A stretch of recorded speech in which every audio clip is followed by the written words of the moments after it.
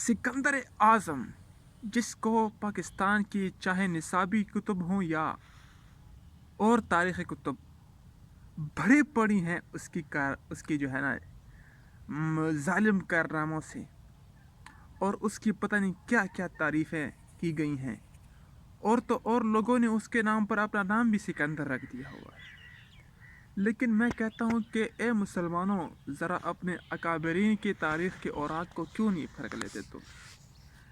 تھوڑا تھوڑا اگر ایک ایک صفحہ بھی تم مطالعہ کرو تو تمہارے اندر وہ حریت، وہ آزادی کا جذبہ، وہ سر کا فخر سے بلند ہو جانا پیدا ہوگا کہ پھر تمہاری نظریں کسی اور کی طرف نہیں جائیں گی۔ حال ہی میں اسی زمانے کے مجددی شخصیت مولانا اعظم طارق شہید رحمۃ اللہ علیہ کے، جن کو سنیوں کے وزیر اعظم، جرنیل اسلام اور جرنیل اعظم کے القابات سے جو ہے نا نوازا گیا، کہ آپ نے ان کی کبھی تاریخ دیکھی؟ ان کی اپنی آپ بیتی جو جیل میں ان پر گزرا وہ آپ نے سنی؟ کیسا عظیم و شخص تھا! کیا ہو سکتا ہے سکندر کا مقابلہ جرنیل اعظم مولانا محمد اعظم طارق شہید رحمۃ اللہ علیہ سے؟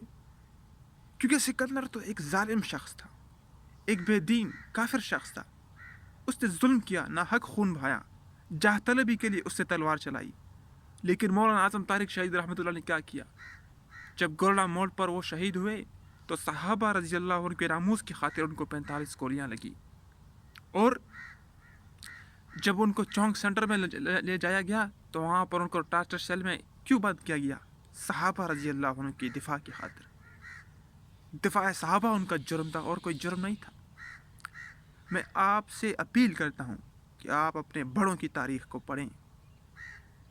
میں آپ سے یہ بھی پوچھنا چاہتا ہوں کہ سیشن کورٹ کے دھماکے میں وہ کیوں چور چور ہوئے؟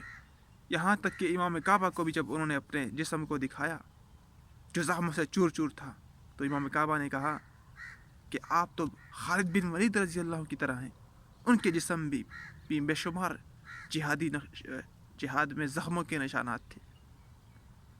آپ کو میں یہ ضروری بات بتانا چاہتا ہوں دو کتب کے حوالے سے، ایک میرا جرم کیا ہے جلد اول، اور ایک میرا جرم کیا ہے جلد دو۔ پہلے کا نام میرا جرم کیا ہے اور دوسرے کا نام ٹوٹ گئی زنجیر۔ ان دونوں کتب کا آپ PDF میں بھی اگر مطالعہ کریں نا، انٹرنیٹ سے PDF کی صورت میں ڈاؤن لوڈ کریں، تو آپ کو پتہ چلے گا کہ وہ کتنا جری اور بہادر شخص تھا۔ اللہ آپ کی سمجھ میں اضافہ فرمائے۔